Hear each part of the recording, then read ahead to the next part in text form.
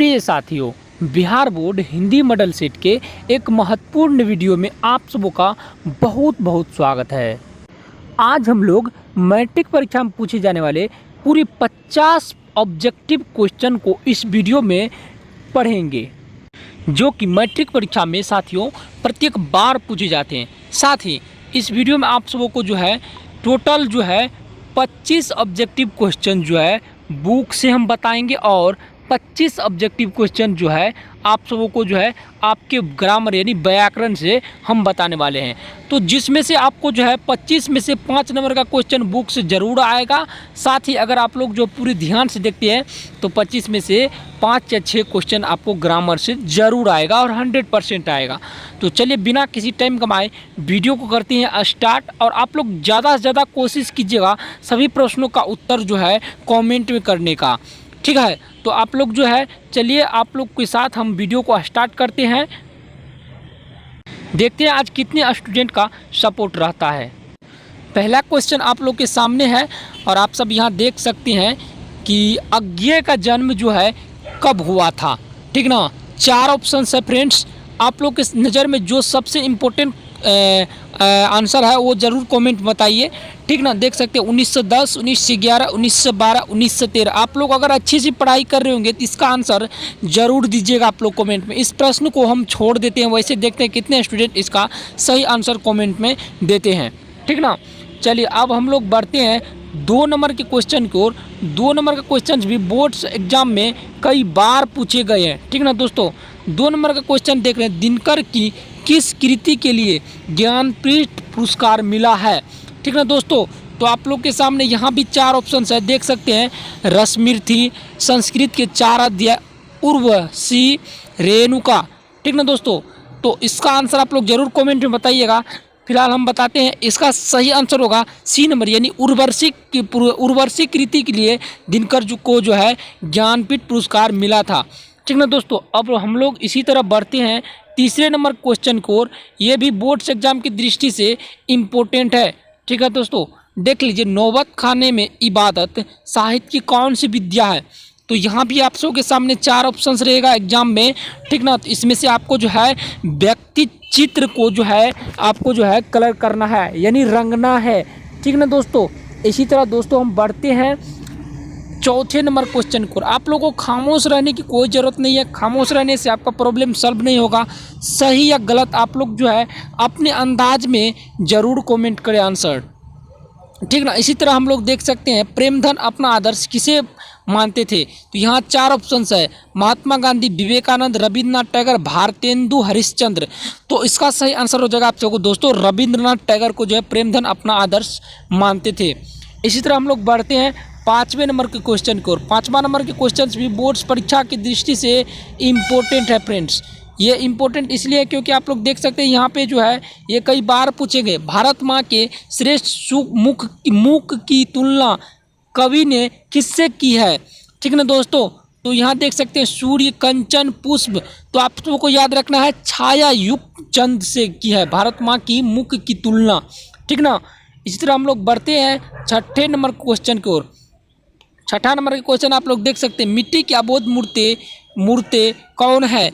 यहाँ भी आप सबके के सामने 4 ऑप्शन है, बोर्ड्स एग्जाम की दृष्टि से अति इम्पोर्टेंट क्वेश्चन, ठीक ना। आप सबके सामने ला दिया हूँ, आप लोग की मर्जी, आप लोग याद कीजिए इसे या फिर आप लोग बोर्ड्स एग्जाम में इसे नहीं करने पर पछताइएगा, ठीक ना दोस्तों। ये ये मिट्टी की अबोध मूर्ति कौन है, तो याद रखना आप सबको को मंत्री जी है, ठीक ना। मंत्री जी बोल दिए क्योंकि अपने बिहार में बहुत सारे ऐसे मंत्री हैं, ठीक ना, ठीक ना। इसी तरह दोस्तों हम लोग बढ़ते हैं, हिरोशिमा कविता किसका चित्रण करती है। प्राचीन सभ्यता की खुशहाल का, आधुनिक सभ्यता के विकास का, प्राचीन सभ्यता के मानवीय विभीषिका का, आधुनिक सभ्यता की दुर्दशा मानवीय विभीषिका का। तो दोस्तों आपको याद रखना है आधुनिक सभ्यता के विकास का, ठीक है दोस्तों। अब हम लोग बढ़ते हैं 8वें नंबर के क्वेश्चन की ओर। 8वां नंबर क्वेश्चन है, बिस्मिल्लाह खां के साथ किस मुस्लिम पर्व का नाम जुड़ा हुआ है, ठीक ना। 4 ऑप्शंस रहेगा। और बोर्ड्स एग्जाम की दृष्टि से आप लोगों के सामने सबसे महत्वपूर्ण ऑब्जेक्टिव क्वेश्चन लाया हूँ हिंदी के लिए।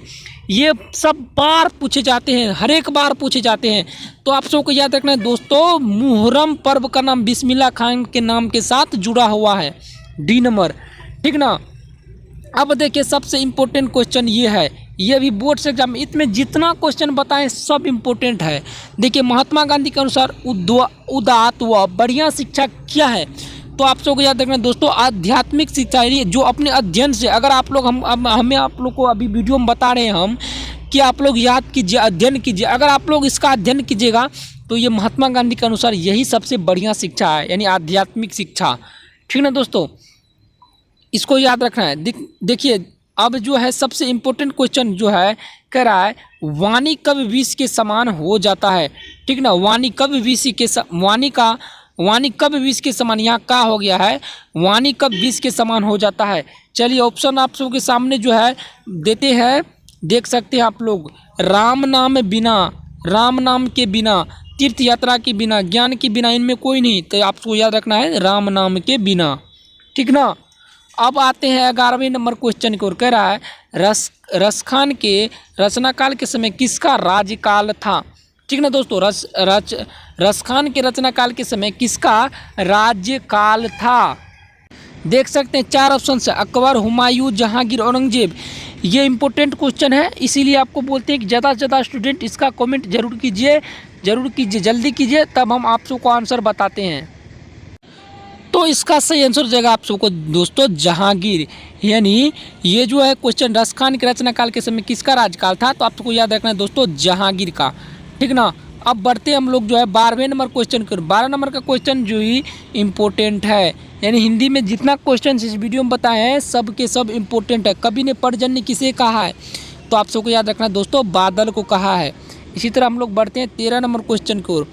इस वीडियो के बीच में हम काफ़ी इंपॉर्टेंट क्वेश्चन बताए हैं, इसलिए आप लोग वीडियो को पूरे एंड तक देखिए। क्वेश्चन छूट जाने पर आप लोग बोर्ड्स एग्जाम में क्वेश्चन जो है आप लोग जो है नहीं बना पाए। साहित्य की परंपरा का पूर्ण ज्ञान किस व्यवस्था में संभव है?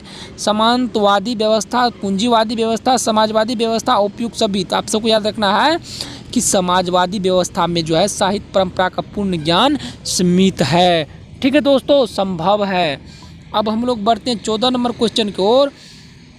14 नंबर के क्वेश्चन जो आप लोग देख सकते हैं, पंडित बिरजू महाराज का जन्म कब हुआ था? 4 फरवरी 1938, 4 फरवरी 1937, 4 फरवरी 1936, 4 फरवरी 1935। यही सबसे बड़ा लॉजिक है। 4 फरवरी सबसे में लगा है, 38, 37, 36, 35 लगा है। तो आप लोग ध्यान से देखिए कौन इसका सही होगा। तो आप सबको याद रखना है दोस्तों 4 फरवरी 1938 ईस्वी में पंडित बिरजू महाराज का जन्म हुआ था। ये पूछे गए थे 2020 में, ठीक ना दोस्तों। इसी तरह हम लोग बढ़ते हैं 15वें नंबर के क्वेश्चन की ओर। ये 15 नंबर के क्वेश्चन है द मादाजोल द एवेन्यू किसकी कृति है? तो आप सबको याद रखना है लियोनार्डो द विंची, पिकासो का कृति है दोस्तों, पिकासो का, ठीक ना। द मादाजोल द एवेन्यू किसकी कृति है? तो पिकासो कृति है, ठीक ना। अब हम लोग बढ़ते हैं 16 नंबर क्वेश्चन की ओर। 16 नंबर के क्वेश्चन भी बोर्ड्स परीक्षा की दृष्टि से इम्पोर्टेंट है, ठीक है दोस्तों। आप लोग ऐसे ही पूरी मस्ती में याद कीजिए। लाश रुद्रा का धार्मिक उपयोग कब से कब तक होता रहा?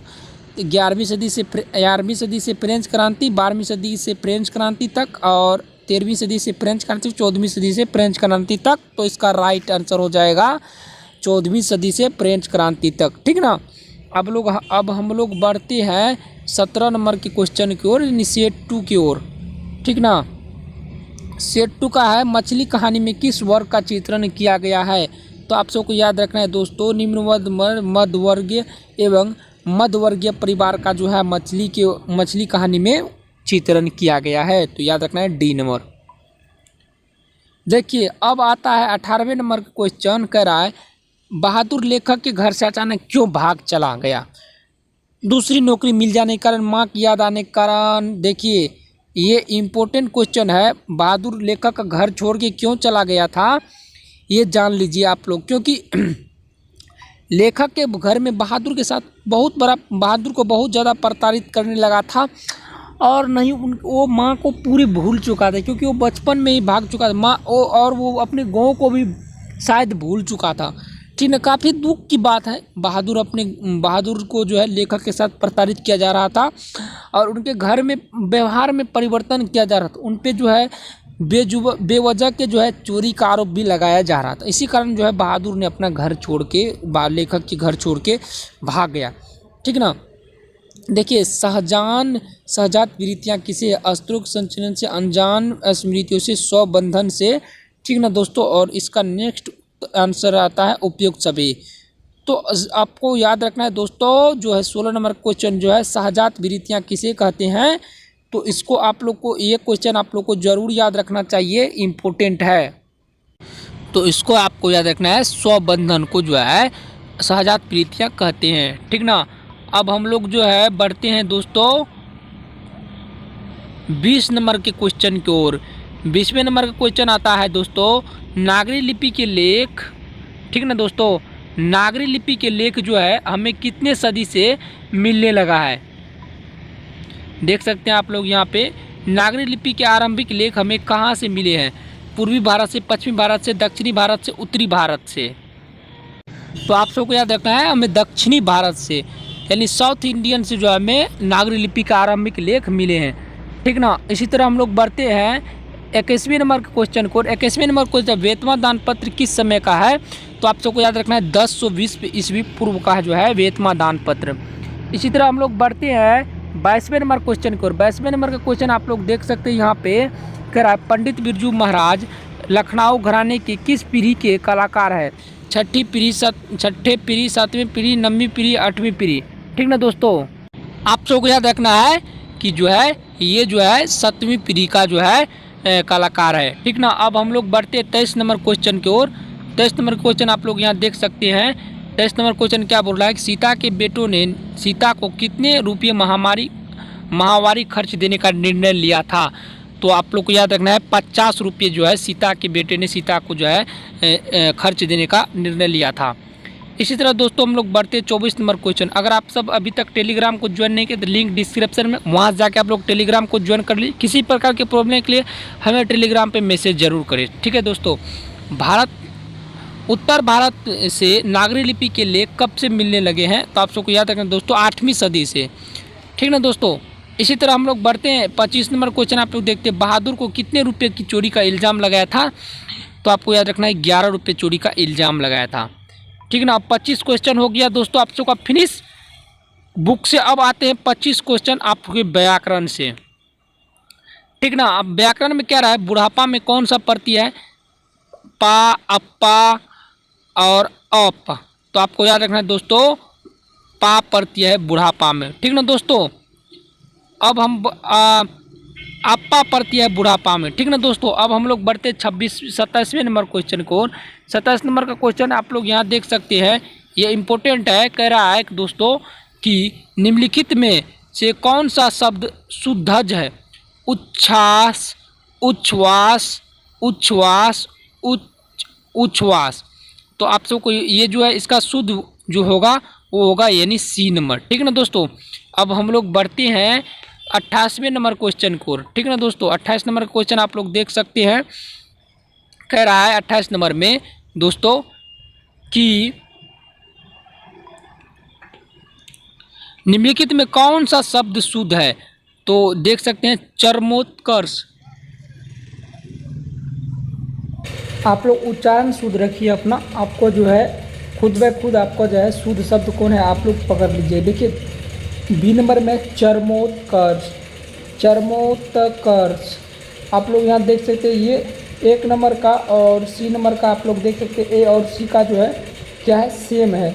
और चरमोत्कर्ष ये दोनों सही सेम है, मगर इसमें सही कौन सा होगा, ए नंबर का होगा। आप लोग उच्चारण देखिए चरमोत्कर्ष। ठीक है दोस्तों, इसका सही आंसर देगा ए नंबर। हम अब बढ़ते हैं 29 नंबर क्वेश्चन की ओर। देखिए 29 नंबर क्वेश्चन है, आप लोग यहाँ देख सकते हैं कि कह रहा है कि निम्नलिखित वाक्य में कौन सा वाक्य शुद्ध है। तो आप लोग यहाँ पे देख सकते हैं कितने ऑप्शन है, 4 ऑप्शन है। बालक कहाँ जा रहे हैं, बालक कहाँ जा रहे हैं। ठीक ना। ना इनको कोई बालक का यह ठिकाना है और नहीं जाने का ठिकाना है, ठीक ना, फिर भी ये सही नहीं लिखे हैं, ठीक ना। बच्चा का क्या समाचार है, तो यहाँ क्या होगा, बच्चों का क्या समाचार है, ठीक ना। अब देखिए फूलों की माला ला दीजिए, ठीक ना। अब क्या कहेगा, फूलों की माला ला दीजिए, या लता 2 चिट्ठी लिखी है, ठीक ना, तो चिट्ठी लिखी है, ठीक ना, तो लिखी है ये भी गलत है, तो फूलों की माला ला दीजिए। पॉइंट बाय एक एक स्टेप को याद रखना है, तो ये सही हो जाएगा आपका सही नंबर 29 का, ठीक ना। अब देखिए आता है 30 नंबर के क्वेश्चन को। 30 नंबर क्वेश्चन मुहावरा है, देख सकते, कह रहा है अकल पर पत्थर पड़ना। मुहावरे का अर्थ क्या हुआ, प्रतिभावना होना, बुद्धिमान होना, बुद्धि का उपयोग करना, बुद्धि भ्रष्ट होना, ठीक ना। अकल पर पत्थर पड़ गया, क्या हो गया, इसका बुद्धि भ्रष्ट हो गया, ठीक ना। कह रहा है वर्ण के कितने भेद, वर्ण कितने प्रकार के होते हैं, क्या होता है, स्वर वर्ण और व्यंजन वर्ण, ठीक ना। तो वर्ण क्या होता है दोस्तों, ए नंबर हो जाएगा इसका आंसर, यानी 2 प्रकार के होते हैं, ठीक ना। अब हम लोग बढ़ते हैं 32 नंबर के क्वेश्चन, इम्पोर्टेंट काफ़ी है, देख सकते हैं आप लोग। स्वर वर्णों की कुल संख्या कितनी है, तो स्वर वर्ण की कुल संख्या दोस्तों कितना होता है, 11 है, ठीक ना। इसका सही आंसर रहेगा सी नंबर। अब हम लोग बढ़ते हैं व्यंजन वर्ण की, तो अब हम जानेंगे कि व्यंजन वर्ण कितने होते हैं। तो व्यंजन वर्ण की कुल संख्या कितनी दोस्तों, 33 है। कितना है दोस्तों, 33 है, ठीक ना। आप सबको याद रखना है व्यंजन वर्ण की कुल संख्या 33 है। इसी तरह स्वर व्यंजन टोटल मिला के कितना हो गया दोस्तों, आप सबको 44 हो गया, ठीक ना। अब आते हैं जो अलग वर्ण है, देखिए क का उच्चारण स्थान आपको याद रखना 34 में क का उच्चारण स्थान क्या है दोस्तों, तो क का उच्चारण क्या होता है दोस्तों, कंठ होता है, कंठ से होता है। आप लोग वॉइस से भी इसका ट्राई कर लीजिए। और ये इम्पोर्टेंट प्रश्न है 35 नंबर का, तालम्ब स्व का उच्चारण स्थान क्या है दोस्तों, तालम्ब स्व का उच्चारण स्थान क्या है, आप लोग उच्चारण सही कीजिए। 35 नंबर का देख लीजिए, तालम स्व का उच्चारण स्थान क्या है, तालम इसका उच्चारण क्या है, तो है, तो तालम का उच्चारण स्थान क्या होगा, तालम स्व का तालु होगा। और आता है छ और तालम स्व का उच्चारण स्थान दोस्तों क्या होगा, छ और तालम स्व का यानी छ, यानी तालु ही होगा। अब आता है दोस्तों 37 में दो मो का उच्चारण स्थान क्या होगा दोस्तों, मो, देख लीजिए आप लोग, इसका सही उच्चारण कीजिए मो, ठीक ना दोस्तों। तो एग्जैक्ट आता है दोस्तों नासिका से ही होता है, नासिका से यानी नाक द्वारा मो, इसका एग्जैक्ट उच्चारण नासिका से होता है, ठीक ना। अब हम लोग बढ़ते हैं दोस्तों नो का उच्चारण स्थान, नो का उच्चारण स्थान क्या होगा दोस्तों, नो, ठीक है दोस्तों। नो का उच्चारण इसका भी दोस्तों क्या हो जाएगा आप लोगों के सामने, नो यानी दंत यानी नासिका ही होगा, नाक से ही होगा नो का उच्चारण स्थान। अब आता है दोस्तों ऊ क्या होता है, बाहर की ओर हवा निकलता है, वायु निकलता है, ऊ। तो ये स्पष्ट रूप से क्या होगा दोस्तों, बी हो जाएगा, 39 में क्या हो जाएगा दोस्तों, बी यानी ओष्ठ होगा, ठीक ना। अब हम लोग बढ़ते हैं 40 नंबर क्वेश्चन को, कह रहा है हिंदी में वर्णों की कुल संख्या कितनी है दोस्तों, हिंदी में वर्णों की कुल संख्या कितनी है, तो आप सबको याद रखना है 30, 44, 40, 24। तो आपको यह वर्णों की कुल संख्या कितने, वर्ण कितने, स्वर 11 होते हैं और व्यंजन 33 होते हैं, कितने मिला के हो गए दोस्तों, आप सबको टोटल 44 हो गया, यानी वर्णों की संख्या कितना होता है हिंदी में 44 होते हैं, ठीक ना। अब आता है अ का उच्चारण स्थान क्या होगा दोस्तों, 41 नंबर क्वेश्चन आप देख रहे हैं, कंठ ओष्ठ और मूर्धा, तो इसमें अ का उच्चारण स्थान क्या होगा, आप लोग सही जरूर बताएं। इसका सही आंसर जो दोस्तों अ का उच्चारण स्थान कंठ होगा। और आप सबको याद रखना है कि लो का उच्चारण स्थान क्या है, तो स्पष्ट रूप से लो का उच्चारण स्थान दोस्तों दंत ही होता है, ठीक ना। अब हम लोग बढ़ते हैं ए और ऐ का उच्चारण स्थान, ए और ऐ का उच्चारण स्थान क्या होगा दोस्तों, कंठ और तालु होगा, यानी दोनों मिला के ए और ऐ कंठ तालु से ही होता है, ठीक ना। अब आता है दोस्तों अंग यानी नासिका से क्या हम लोग पे हैं, अंग नासिका से हम लोग एयर खींचते हैं और फिर क्या कहते हैं हम लोग मुंह से होकर के इसका एयर निकाल देते हैं। इसका सही आंसर क्या होगा दोस्तों, अंग का उच्चारण स्थान रूप से इसका क्या होगा दोस्तों, नासिका ही होगा, यानी डी हो जाएगा, ठीक ना। अब आता है दोस्तों 45 नंबर के क्वेश्चन। 45 नंबर कह रहा है रो का उच्चारण स्थान क्या होगा, यानी रो का उच्चारण स्थान क्या होगा, तो आप सबको याद रखना दोस्तों रो का उच्चारण स्थान होगा मूर्धा, ठीक ना, यानी डी नंबर हो जाएगा। इसी तरह दोस्तों हम लोग बढ़ते हैं 46 नंबर क्वेश्चन और मूर्धन स, मूर्धन्य स का उच्चारण स्थान क्या होगा दोस्तों? इसका सही आंसर हो जाएगा आप सबको दोस्तों दंत ही होगा, ठीक ना, सॉरी मूर्धा होगा। अब हम लोग बढ़ते हैं दोस्तों, देख लेते हैं ई हर्षई और दीर्घई का उच्चारण स्थान क्या होगा। तो आप सबको याद रखना है ओष्ठ होगा, ठीक ना। इसका सही आंसर हो जाएगा दोस्तों आप सबको तालु, यानी सॉरी तालु हो जाएगा, ओष्ठ नहीं तालु होगा, ठीक ना, सी नंबर। और आप सबको अब 48 नंबर का क्वेश्चन आता है। 48 नंबर देखते हैं प और व का उच्चारण स्थान क्या होगा 48 में, आप लोग देख सकते हैं। तो इसका सही आंसर जो दोस्तों दंत और ओष्ठ, प और व का उच्चारण दंत ओष्ठ हो जाएगा। आप लोग यहाँ देख सकते हैं सूरदास कौन सी संज्ञा है। तो आप सबको याद रखना है दोस्तों सूरदास व्यक्तिवाचक संज्ञा है। इसी तरह हम लोग बढ़ते हैं 50 नंबर क्वेश्चन। 50 नंबर क्वेश्चन देखते हैं अस्थिर कौन सी संज्ञा है। तो आप सबको याद रखना है अस्थिर भाववाचक संज्ञा है। इसी तरह आज हम लोग जो 50 क्वेश्चन को देख लिए हैं और नेक्स्ट वीडियो में 50 से लेकर 100 ऑब्जेक्टिव क्वेश्चन को देखेंगे। तब तक के लिए जय हिंद दोस्तों। चैनल को सब्सक्राइब नहीं किया, चैनल को सब्सक्राइब कीजिए, वीडियो को लाइक एवं चैनल को सब्सक्राइब और शेयर जरूर कीजिए।